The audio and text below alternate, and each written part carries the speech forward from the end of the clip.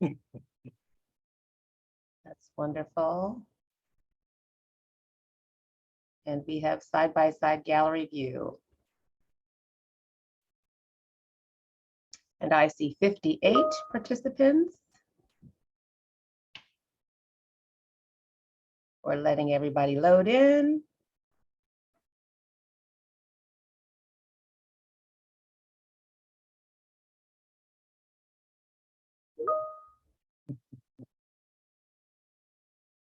It's really awkward with them coming into silence, so no. It is, and we usually get to have sound, but we're up to 60 and we're at 102.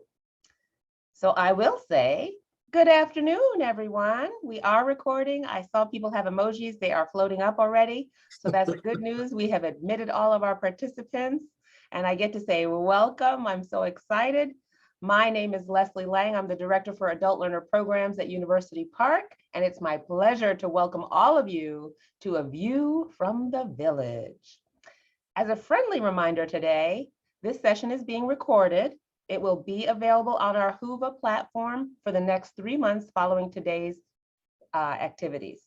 We are also utilizing the Zoom meeting format to encourage audience participation. So if any of you are here, you can turn your cameras on, but we ask that you remain muted until you're asked to speak. We have a Q&A feature. The chat feature is available on the Whova platform as well as in the Zoom platform. And so we have separate windows, but I'm going to do my best to keep up. And I have some help from Jennifer to keep up with the questions in the chat. Our lovely presenters have agreed that they will answer your questions as they are posted live. So we thank you so much. I will remind all of you to engage in our community and the activities on the Whova platform. We also have closed captioning that is now available for all participants. You can turn this on at any time at the bottom of your Zoom windows. It is now my pleasure to introduce to you Dr. Jamie Campbell. He is the Associate Dean in Diversity Enhancement Programs, and Kelly Swigert, who is the Assistant Director for First Generation and Access Initiatives at Penn State. So please, I thank all of you for coming, and I turn it over to you, Kelly and Jamie. Oh, okay. Hi, thank you. As she mentioned, my name is Kelly Swigert, and I am the Assistant Director for First Generation and Access Initiatives in the Smeal College of Business. I've been here for, I believe, coming up on 8 years now, and you have me beat by a little bit. So, yeah. So, and good afternoon. Thank you for coming. My name is Jamie Campbell. As you, Leslie said, I am Dr. Campbell. So this first generation thing is new to me as well, because I have to say doctor over and over again. But I'm also a certified diversity executive, as it says in my title, and the Associate Dean for Diversity Enhancement Programs here in the Smeal College of Business. So as Leslie said initially, as we're going through this, if you have questions at any point, you can either put them in the chat or give us a hand function. We have great folks working with us today.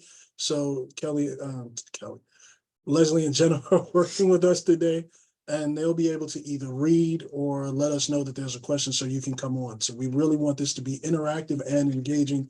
Otherwise, it'll be 50 minutes of not really good conversation, and we want to have great conversation. So to begin, in the principle of what we're trying to do here, we stuck with the idea of it takes a village to raise a child. And really, we wanted to talk about the whole idea of this African proverb, which says it takes a village to raise a child, or if you want to run fast, run alone. But if you want to run far, run together. And when we talk about this idea of village, we wanted you to understand what this means when we say go together. How does a village raise a child, and what does all of that mean coming together? So first, Kelly has some great information. Well, again, before we get to that, so the conversation is going to be framed from two perspectives. First, from the child's view, and then from the village view. And coming together, this will be the whole idea of how not only does the village raise the child, but the child not only remains in the village, but raises his or her or their own village as well. All right. So to kind of give a little bit of background on the first gen experience for students here at Penn State, I know we have a lot of people joining us from Penn State, but from other universities as well. Here at Penn State, 1 in 4 Penn State students across the Commonwealth, across all of our campuses, is a first-gen student. But that varies between the different campuses and also varies between the colleges within the campuses. So for the purposes today, we're going to be talking about the SMEAL population. And in SMEAL, it's actually 1 in 10 students is a first-generation college student. So it's quite a bit smaller. 1 in 4 seems like a pretty significant chunk. And in conversations that I've had with our first-gen students here in SMEAL, 1 in 10 feels a lot smaller. I hear a lot about feeling a little bit invisible as a group here. I've heard repeatedly this year, like they're looking for community. They want a community here in SMEAL. And so when we talk about this idea of building community, it's important to understand really and literally what a child sees. When the child sees the village coming together, remember, it's a twofold process. The village is accepting the child in, but the child is also accepting the village. Because when we talk about this village raising a child, we don't talk about how the child sees it from their perspective. When they see the village, is this the village that they want to respond to? Is this the community that they want to grow up in? Or how do they separate themselves from the village without going too far? And what I mean by that is, if you see your village is doing one thing, but they're pushing you to go another direction. When you talk to first generation students, a lot of times they will say, I came from this type of environment, but I was encouraged to go to school. I was encouraged to take part in athletics. I was encouraged to do more. And so the child has to see not only their village, but they also have to see what's expected of them. And so at some point, the child begins to raise the village because the expectation on the child is that they will be the standard bearer. They will be the person that carries what it means to be a part of this village and how they should be interacting and engaging. So when we talk about the village raising the child, it's never a one-way thing. Those of you that parents that know, as you try to raise your children, as you try to raise your nieces and nephews, they can act one way, you can teach one way, but in order for them to really get it, it has to be a two-way street. So. Yeah, and speaking to that, one of the most important parts, as Jamie mentioned, is the child becoming a part of the village, a part that actually influences the village, and begins to eventually become an elder of the village. Elders within any village, they create a platform where they can share needs and challenges, both their own and the village's challenges and needs. It's a great way to, share ideas and ways to move the community forward. The main goal for elders is that they're really creating opportunities and experiences for the people around them and those that come after them. And we're going to talk a little bit later about some of the initiatives we have going on here in SMEAL now for first-gen students and how we are sort of trying to create some elders from the students that we have now. Right. And so when I speak about this idea of how the village raises a child, and Kelly talks about how we build these platforms, I'm speaking to this because, as many of you, I am a first generation student. I mentioned that when I talked about giving my title and understanding how important that title is, not necessarily just to me, but to those elders around me, to those people who invested in me to get to this point. Because none of us get here by ourselves. And as we go in and try to create and understand how to build these new things as first generation students, there's some first generation issues. And these issues aren't different from other students, but the idea of what it means. And this idea of pressure. As we all know, working in collegiate environments, these students are constantly under tremendous amounts of pressure. But the idea for some of these first gen students is, I am the only one here. I'm the only one from my block. My family sent me. My village sent me. Everyone is participating in my tuition payment. I can't fail. And so they don't understand necessarily right away that there are other ways to reach out because they haven't created or built that community yet. And this is what we talk about when we say this concern not being from this community. Many of our students who come to Penn State, like Kelly mentioned, talked about seeking out community. because they say, I don't know if I belong here. And it's not necessarily imposter syndrome. So I want to be clear on that. But when they say, I don't know if I belong here, a lot of times they're thinking about what's going on in their individual neighborhoods, in their individual towns, that they're missing, that they feel like because I'm here in college, I'm putting a burden on my parents. I'm putting a burden on my uncle or my grandmother. How do I work and make sure that they see all of the things I'm doing? And then when it comes to the financial part, now I mentioned it in terms of a tuition standpoint, but it's also important to remember some of these students, especially who are first gen, are required to give back to their families. And I don't just mean that they come home and give back. They're required to support the next brother, the next sister, or the next closest cousin who has this opportunity. Because at some points, the parents may say, we've given you these opportunities, it's now on you. And then this one is hardest. It was hard for me. It's hard for some of my kids, not my biological kids, but my students, my kids. They're my kids. They belong to me. So they're here, but remaining true to village principles. As you leave the village, as they leave the village that they're currently in, they have to learn how to navigate this idea of being in another village, in another community. If you're looking at references, you're thinking about with Paul Robeson when he talked about wearing the mask, or Du Bois when he talks about the dual consciousness. These are things that you have to keep and be able to remember. How do I stay true to my village when I go home? When I go back to Philly, when I go back to the Bronx, when I go back to New Orleans, when I go back to Atlanta, how do I remain intact, but yet be able to stay apart and rise up? And these first generation students have a unique understanding of where they are and how they got here. Many of them believe, look, I'm here for a reason and a purpose, but I have to make sure that I'm able to carry forward. I have to make sure that I stand out because there's so many people counting on me. It would almost be as if you would think of Atlas. And when we were talking about this presentation initially, I wanted to be careful about using this Atlas shrug mentality or putting that picture in your head, because in this, many of the first generation students won't shrug. They will stand fast and they will carry that village on their shoulders, because it's just that important, whether it be a church community, whether it be a block, as you heard me say, whether it be a hometown where everybody knows each other. These first generation students are engaging in these principles, and they're looking at it in addition to being college students and also figuring out how to move to the next stage. So one of the things that I think is most important with the students that we work with is not just, we talked about some of the general issues and pressures for first gen students, but understanding that the situation is different for every student. Jamie was talking about, financial burdens and things like that. And for our current first gen population in Smeal, it's right around 75% of our first gen students are Pell eligible, which indicates a higher level of financial need. So that is definitely a huge part of what's going on with them.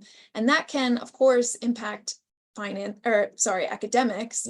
When you think about, I have a student right now who, to speak to, returning money back home, she's working 2 different jobs, somewhere between 32 to 36 hours every week, which is almost full-time on top of being a full-time student. So when you take 2 students taking the same schedule, basically, one of them is working 36 hours a week, that's going to impact finances as well. That being said, we also have students whose parents didn't go to college because they started their own business when they were young. And so they see a very different perspective. The most important thing that I have found over the last year of this program that we'll share about in a little bit is we just need to listen, because we may know what would have helped us when we were in undergrad or in grad programs, but it's a very different world now. They know much better what they need and what they want than we do. We may have some ideas, but what I have seen repeatedly this past year is that students already know how to build community, but if we bring them into a place where they don't see that happening, they don't see a community already that they fit into, it kind of shuts them down a little bit. So being able to allow the students to be the ones to really create their own community, create the village, and then maintain the village as well as they move forward. So the program that I'm referencing is new to SMEAL this year. It's called First at SMEAL, and I like to point out the first stands for First Gen's Inspiring and Realizing Success Together. Jamie is laughing because there was much debate over the name and the abbreviation and everything, but here we are. Sincerely, I think it took us about 2 months I to think figure out so. what first actually meant. So Yes. the fact that we got it, you have no idea how excited I am about that. There was a lot of back and forth. Yeah, so very happy. And we had this beautiful logo created for us as well. So what this program is doing is we have all of the incoming first gen students in SMEAL are automatically a part of First at SMEAL. So it's really not like an opt-in thing. They just already have some different opportunities that we'll talk about. And one of those is a new first year seminar that we've created that is specific to our first gen students in SMEAL. So it looks a little bit different than our other like our normal seminars that we run each year, in that one of the main goals is really to make it feel like a cohort. I likened it to when I was in graduate school. There were the same group of like 22 of us that were going through the same things, even though we were all in completely different walks of life. We were different ages. Some of us had families, some of us didn't. We all had different backgrounds and we're from different countries in some cases. And that cohort really like supported each other to get everybody through. And so that's what we tried to build with this seminar. And last week, I actually got like the biggest compliment about the class because a student came in and she said, I really miss having our seminar because it was nice that we could all check in with each other once a week. And she said, I talked to my friends who were in other seminars and they always say like, how do you know that person? Like, how do you know the names of the people from your seminar? I couldn't tell you a single name. And she's like, no, I know all of them. Like, we still keep in touch. So building a community in a class perspective like that, I think was really helpful this first year. We did 2 sections, so it was 52 students. This year we're going to do 3 sections because last time we didn't have enough space to fit all of the students that wanted it. So it's a good problem to have, I guess. We also do events.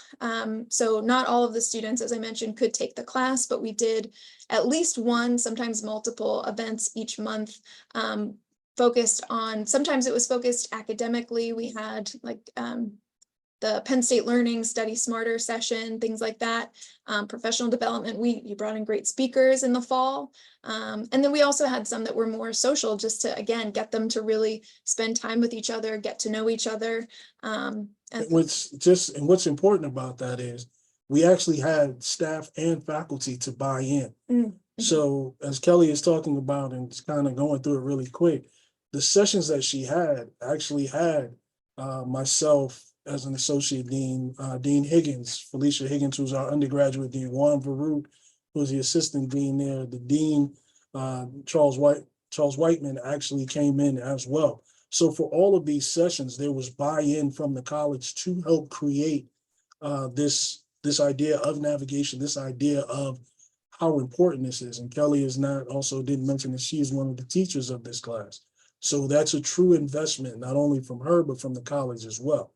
I think I'm on the hook to teach next year if they get a 4th class. So it's just that we find that this is important for us, not only to build, but to also bring our perspective. Many of you all recognize with first generation students, they think that we just woke up and got here.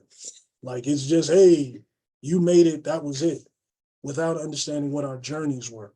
And so it's important for me, it's important for Kelly, important for the college to keep putting other first gen faculty, other first gen staff in front of the students so they get it. So I just didn't want her not to give that full weight. No, I appreciate you bringing that up because it does remind me. One of the first events that we did was for our students that started last summer. We did an event the night before summer classes started, and we did the same thing the night before the fall classes started, where we brought in, as Jamie was saying, deans and a lot of faculty for the students. And we essentially just said, like, go chat. Like, we had pizza. A lot of incoming college students, regardless of if they're first gen or not, are a little scared of faculty members sometimes, or they're very intimidated, or as you said, they kind of feel like they were born professor, whatever, Right.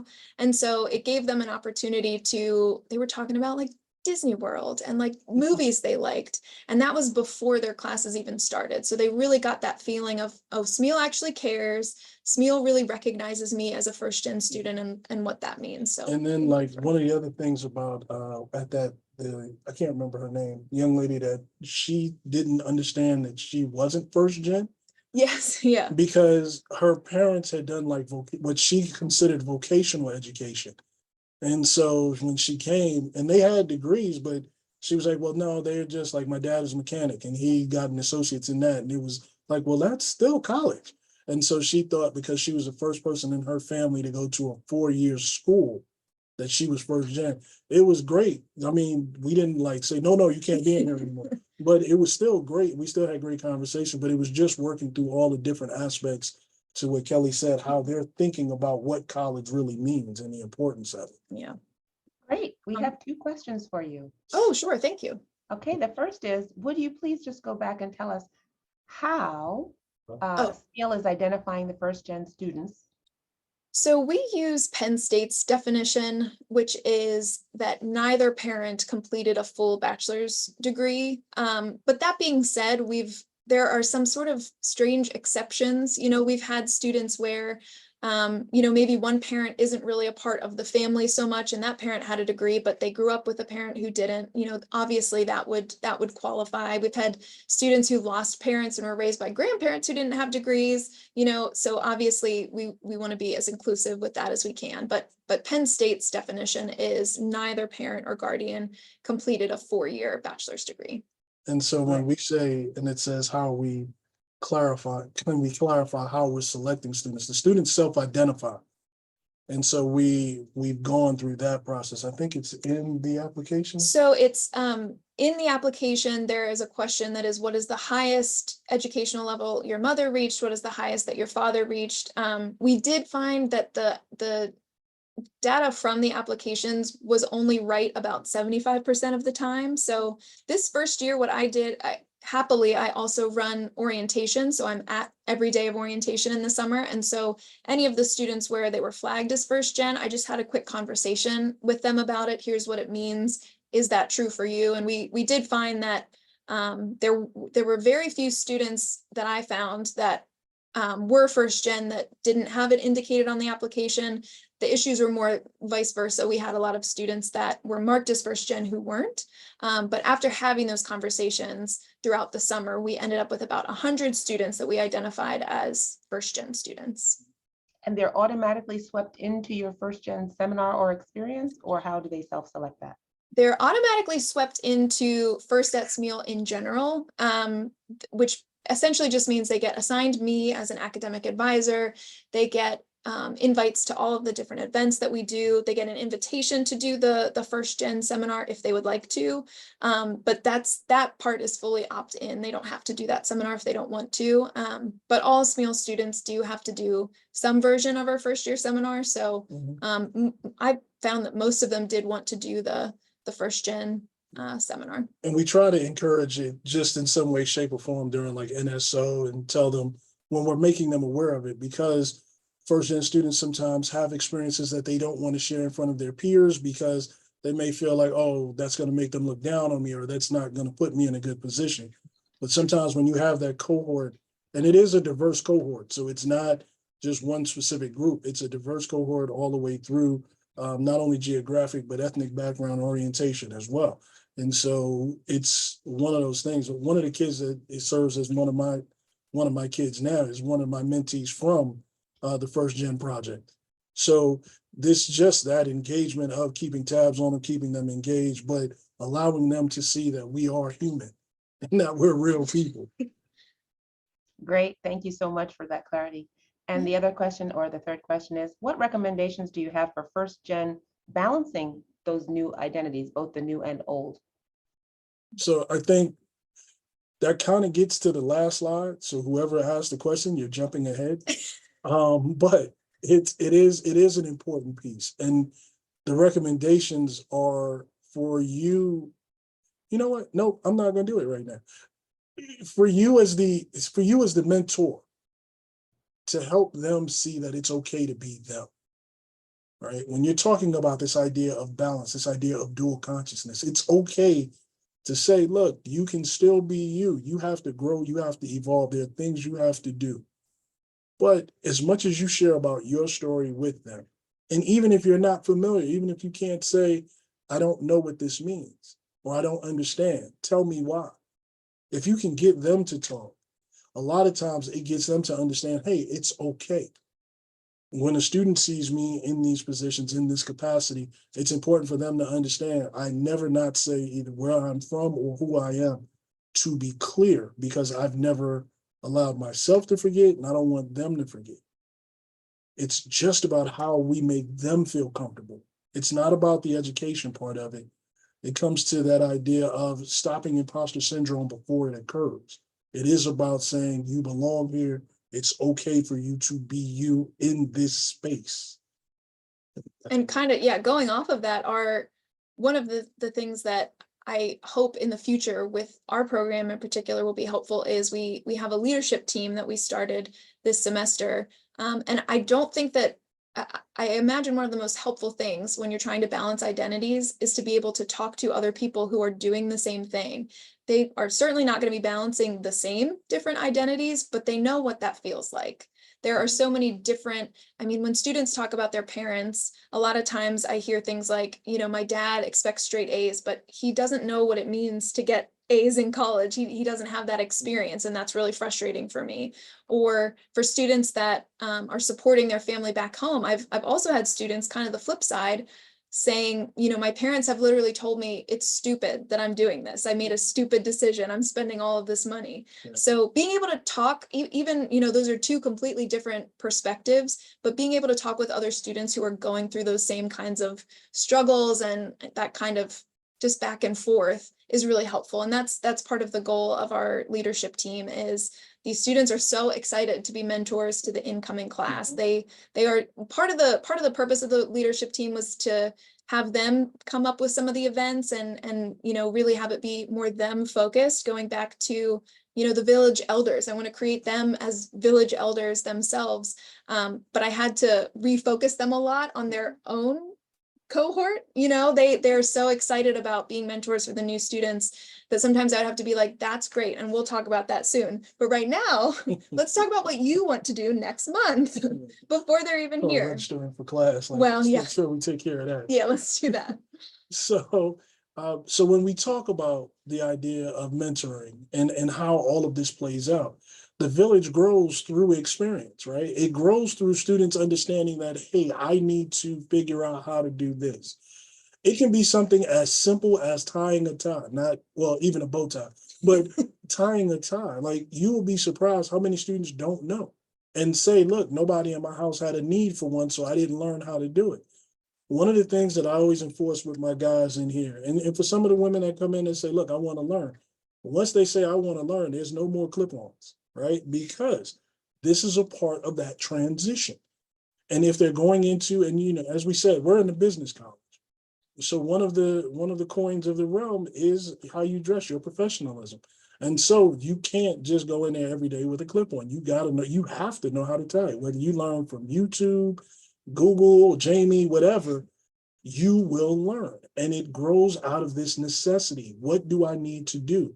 Because everybody is always eager to help first generation students. A lot of times the problem is they don't know what questions to ask, because it's hard for them to identify when they've never been in that space. So they're like, okay, I don't need this. I got this. Oh, I wish I would have known that after it happens. For the mentors, it's important that we're patient. And it's important that when you hear me say my kids, right? Because I realize I can't stop my kids from making every mistake. So sometimes you got to sit back every now and then, you got to let them touch the pot. I know you're not supposed to let kids get burned, so don't call the CPA, you know, with them people. But every now and then they have to touch and say, oh, it's hot. Okay. He said it was hot, and now I see it's hot. Okay. Now I can get help. The idea of surviving. And as what I said, they have to deal with the dual conscience. They have to walk between these two worlds of how I should be. It's a part of growing that village, finding those mentors. It's about finding each individual that can support them in a certain way and bringing them in. And these last two pieces, I'm going to go with needs first, because every one of them would need some kind of help, some kind of support.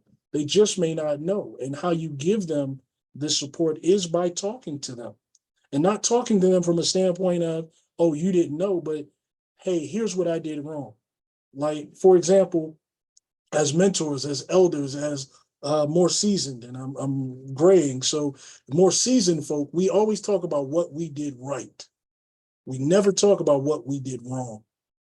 And so I always tell my kids, like, look, I've made enough mistakes for the both of us. Just listen to what I did wrong and you'll figure out how to do it right. Those kind of things was what the students want. And this idea of love and fear.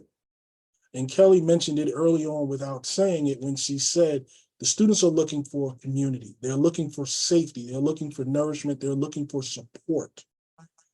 How do we give them that if we're not talking to them? Because many of them, as first gens, are terrified of what comes next. What does it mean to be a first year student? Oh my God, I've made it to junior year. What am I going to do next? And let's not even talk about graduation. Because for some first gen students, graduation is the scariest day in their life. Because then it's like, I don't have to go back to school. I got to start a job, maybe. What am I going to do? I'm supposed to be an adult now. So when we speak to these things, understand when we talk about this child being raised by the village and the village, and this child now selecting the village he or she or they want to keep, it's important to remember all of these things, and you play a major part in that. So we're really thankful that you joined us today. We're thankful that you came and heard us out. But you're a major part of that, because now you're a part of the village and now you're responsible. So yep, I gave you another job and extra homework, but you're responsible for how these students move. And because you're here today, we know that you take that. So I'm going to stop here and I'm going to simply say thank you. Like Kelly did, I don't know. Yeah, thank you as well. It's great to see so many people joining, and just the conference in general. It's really, really heartening to see so many people that are really passionate about caring for first gen students. And so this is the part where we turn it over, and hopefully this won't be like class. But Well, we we do have one more question Oh, far in the chat. And someone asked if you could elaborate on students being okay with creating a community. What are the components they should start seeking so that they're less terrified by the time they get to senior year? Well, I think the first thing is they want to feel that air of safety.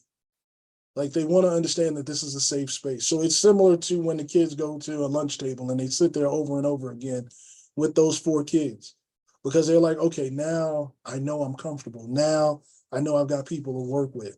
And so they begin to expand out. Like when, for example, when Kelly talked about the young lady that said, I know so many different people in my seminar group. None of those students knew, well, maybe 1 or 2 knew each other before they came, but when they leave, and that's part of our jobs, to make sure that they're cohesive, make sure that they're grabbing on to each other.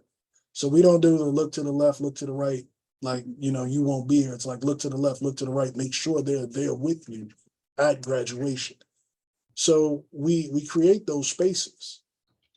And I think too, the idea of having students even just 1 year above you who can say, I just did this last year. Like, I know how scary it is. I know how overwhelmed you probably feel. I've said to the students in our program now, since it's just our first year, we only have first year students. I've said to them many times, like, I can't wait. Like, you guys are so successful and are building such a beautiful community that I can't wait to see what it looks like next year when new students have a Jameer of their own, have a Shayna of their own, who is showing them how to build a community and bringing them into that community. They didn't have that when this year started. They had like Jamie and I being like, come to our stuff, come to this class, which I didn't do that. no, he didn't. And I'm sorry, I didn't do the thumbs up either. I don't know why I did it just now. It's a nervous tick. But they really just they didn't have upperclassmen students who were first gen saying this program was helpful to me, or like, go talk to Jamie. He's a great resource. So I'm really excited to see what it looks like next year when they do have that level. So for first gen students who are scared of building a community, I would say just look for other people who are doing it and connect yourselves with them. And even if you're coming in as a second gen, Mhm. right? Because that's going to be the next group of students that we have to look out for, those second gen kids who are going into different majors than their parents went into, understanding different walks and different paths. Be free with your story. Sometimes the community starts truly and literally with you. If you go, the kid comes in every day, the student comes in every day. They're not coming in always because of academics. They're coming in because you have made it a safe place for them to be. Talking to them about what does it mean for life. Like in this office, and we're in the diversity enhancement programs office. In this office, we have conversations from everything from academic through life. Depending on the day that you come in here, there's some really weird conversations. But being able to have those and being comfortable within yourself and your story. And I know I've said a lot about how this is on you, but I want you to understand that as you're dealing with these students, it's about your level of comfort. Where are you in your story? Where are you? What do you want to share? And the students will respect boundaries and they understand these things. And as you grow to know the student, you may share more, but it comes to being a position of trust and they feel comfort seeing you. So I just wanted to make that point clear because I know I've asked a lot of you today. And I just want to point out too, you don't have to be first gen yourself to be a good support for Absolutely. first gen students. I am not, by Penn State's definition, I'm not a first gen student. My father did complete a bachelor's degree, but I went to an undergrad where low income and first gen students were kind of lumped together. So I feel like I get some of the experience, but I know that I don't. And even if I fully did, the students that are coming in 2024 as first gen students, it's a completely different experience than when either of us were in college. So don't feel like you have to be first gen to be able to help them and support them. Because it's their first time going through college. So whether you went through college or you didn't go through college or you have an idea what it's like or you knew what it was, sharing your story means more to them than just saying, nope, I did this. You have to get where I am. And providing that for a lot of my kids, it's always about saying, if I made it this far, you have no obstacle, you have no questions. This is what you can do. And so we just want to make sure that we're positive. I think that's important. I think trust and vulnerability on the journey as mentors and as students and as first gen is really essential to our process. And I think thinking in terms of involvement, we're all about that. Involvement creates experiences for them to develop self-esteem. But Mhm. how can we best recommend or how can we best encourage first gen to reach beyond their survival and basic need experiences? And like you said, they're sometimes little, like teaching the group how to tie their own bow tie. And then on what instances or how do they show up with those bow ties? I go back to that. It's important and still essential, even in 2024. We have etiquette dinners, right? We have those conference spaces where they learn where the salad fork goes and where the soup spoon goes and where the bread bowl goes and to reach to the right and not the left. So I think that's important about involvement, but beyond their basic skills, what's Smeel recommending these days? For me, I just make it a point to get to know them as best I can so that when I find out about opportunities that might be related, I already know, like before I even go and talk to these students, oh, I have 3 great recommendations for this opportunity. One of the things that Smeel does actually that's pretty unique is we have a Saxby's coffee shop, and Saxby's each semester hires a student CEO and they get to do some training with Saxby's headquarters, and then they basically run it for a full semester. They run the staff, they deal with the supply chain aspects, they get a whole lot of really great business experience. And being able to, before this semester even started, having a handful of students that I was like, you should go learn more about this option. The better you can get to know them, where they're at personally, academically, all of those different aspects, the better you'll be able to kind of encourage them to do those different things that go beyond the kind of basic needs level. Yeah, no, that's perfectly great. I think the other piece of it is sometimes telling them or volunteering them that they're going to do something. Anthony. So you heard Kelly say Anthony. So Anthony was a gentleman in Kelly's class. And so I came in, so outside of the meetings, I came in to speak to the class and talk to them about what it meant for me to be a first gen and had the process I was going through. And I saw Anthony, and Anthony turned out to actually be from New York, as I am. And it was one of the things where it was like, when I left the class, I said, hey, he's gonna come and see me. And so not only did he come and see me, I strongly suggested that he join a conference committee that we had as a first year student. I also strongly suggested he do some other things. And so again, it was my way to keep in contact with him, but it was also my way to tell him, not only am I going to support you, but I'm going to be here to be with you. And so and again, going through the tie thing, going through how should it look? How should you move? These are conversations that we don't have class-wise. So I go back to the informal, and Leslie, you said a lot of it when you suggested about how do we engage, what do we interact with? Because there is a difference from different communities. There's a different formality in every community. There's a different formality on how students move, how individuals carry themselves. And then when they come to the academic side of the table, it's a different level, and it can be a different universe for some students. So we always want to make sure that we're doing the advising, we're doing the soft skills, we're talking to them. And like I said, being there for support. And sometimes strong support, we'll say it that way. Mhm. There's an art of like being able to hug someone and kick them at the same time. And I think that is, if you can get that down, that will serve you well. Kelly must be a friend of mine, Jamie. Hmm? Kelly must be a friend of mine. Hey, listen, we work well together. Very good. I think our keynote speaker, Alejandra, today spoke very highly and very encouraging, talking about managing the pressure of relationships, both past and present, right? You leave your village, you create a new village. How do you build that bridge of respect? And how do you keep them thriving? And I think, Jamie, you've managed to do that. Could you share a little bit about that? So I think part of it has always been because I've never been allowed to get bigger. And by that, grow the large cranium. So every summer when I would go home, and this is not to, I'm trying to tell this story without making it seem all so dramatic, but every now and then someone would say, look, we haven't seen you for 6 months. Where were you? Or we haven't seen you, where were you gone? And for some of you may know what the next question was. We heard you were down south. What were you doing? And it was, I was in school. Oh, that's not what we heard. And so it was that aspect to say, okay, I'm still home. I still have to remember this is a transition back into this and being grounded. And if any of you have met my parents or have seen them when they've come up here, I told, like, my favorite story is when I told my dad I did a TED Talk and I was excited. Like, yo, I got a TED Talk. Oh, this is great. He was like, yo, we was talking. I said, yeah. He said, that's what you do. I said, yeah.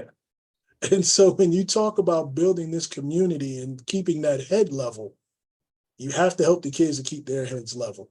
Because what they're doing is tremendous work. What they're doing is great work, but they've got to stay grounded. So when you talk about me being in both worlds, it's because I go back to these elders. I go back to these family. There's another story about when I got my PhD that I won't share. Yeah, I won't share on camera, but I've told it because it was a leveling experience. But it always helped me to understand, like, you're still Jamie.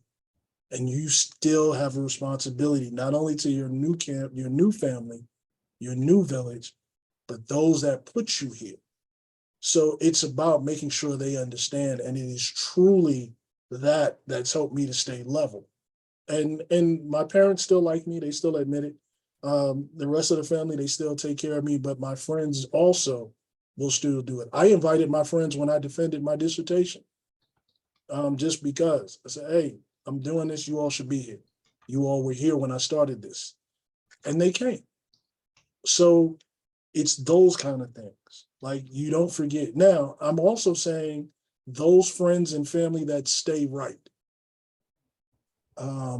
Wonderful. Well, thank you so So, much. yeah, I don't Last want 5 minutes, well, 4 minutes. I'm just going to ask each of you to give us your top 2 recommendations for both sides or either side of the village. I think for the students, my best advice is be brave and put yourself out there, because there will be a community there to support you. It is so scary to do that as an 18-year-old, or as a 30-something-year-old, or as a 50-something-year-old, but it always pays off. So be brave and put yourself out there. You're already doing that by coming here as a first-year college student. And for the Village, my advice goes back to just listen, because they will tell you what they need. They will tell you what they want. You just have to make sure that they understand that you're a person who will listen and who will help in any way that they can. If they are students, I would tell them, or if they're building the Village, I would remind them that the people that they place in their village don't have to look like them. The people who are in their village don't have to be where they're from. The people the people that they place in their village have to have one thing, and that is a concern for them. After they do that, they can build out. The other recommendation for the elders that I would have, the people already in the village, is just remember where you were when you were 18 or 19. Remember how you acted. Remember how you responded. Sometimes when we get these gray hairs, we forget that we often weren't as mature as we thought we were. And so we're here to craft, to guide, to brush off rough edges, and to make sure that we put out the best kids we can. Because they're our kids. So those are my two. And somebody something awesome. really long over there. If you've seen us during this looking off to the right, we can see the chat, but it's kind of far away. So it is the chat, and we see some emojis, some hearts, some applause, some super Yeah. fingers going up for you. We had a couple comments that were just dropped off just to encourage students to explore. Someone said, remember federal work study programs. They've raised the funds that's available to that, where they can engage with physicians and support them in their academic pursuits and personal and professional goals. That was another comment that was shared with us. There's one other comment that said they'd love to connect more about the peer mentoring and how you select your students. So I think that might be a further chat for another time, since we have all of 2 minutes. But I did hear your top tips. And we encourage everyone to be brave, and we encourage everybody to remember where they started and when they began. And we thank you and agree that our village is best served when we remember to listen first and to seek the best in others. So thank you both, Kelly and Jamie, for sharing all of your wonderful wisdom with us today and encouragement. We thank all of our participants today on Zoom. Please remember to complete your session evaluations at the end of each of your presentations. You can go to the session agenda page in Whova, and you can just click on Rate Session. There's a link right there. You can also do the session evaluations that are also accessed by the survey main navigation button and session feedback. We thank you. Enjoy the remaining sessions for the First Gen Summit, and I'll stop the recording. Thanks, everybody. thank you.